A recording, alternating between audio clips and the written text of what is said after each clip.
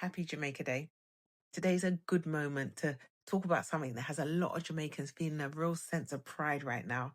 So, for weeks, there was concern that Jamaica might stay quiet on Cuba. And to be honest, that would have been a completely unreasonable play, right? Jamaica's still recovering from a major hurricane that damaged infrastructure, strained energy systems.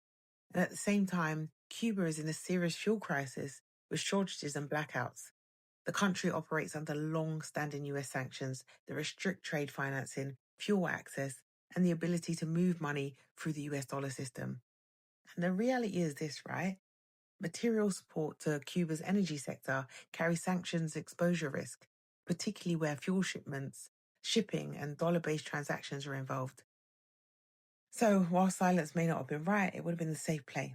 But Jamaicans are loud about their loyalty and have long memories, and they weren't shy about calling their leadership to speak out at all, right? Prime Minister Andrew Holness has now publicly stood in solidarity with Cuba. And the reason that matters is because Jamaica and Cuba have history. Cuba has supported the region for decades, including medical cooperation that many Caribbean respect. Sadly, however, within hours, a US congressman warned that Jamaica could face consequences. And that's where this shifts from pride to economics.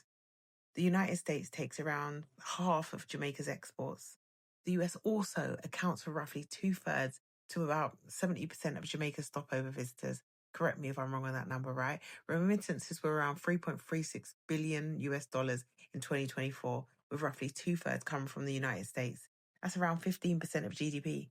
That is household income, small business capital, and foreign exchange stability. A huge share of global trade invoicing runs through the US dollar, and dollar clearing sadly gives Washington quite leverage even when nothing new is announced. Pride is emotional. Exposure is mathematical. If I was advising on this, I would say this clearly, right?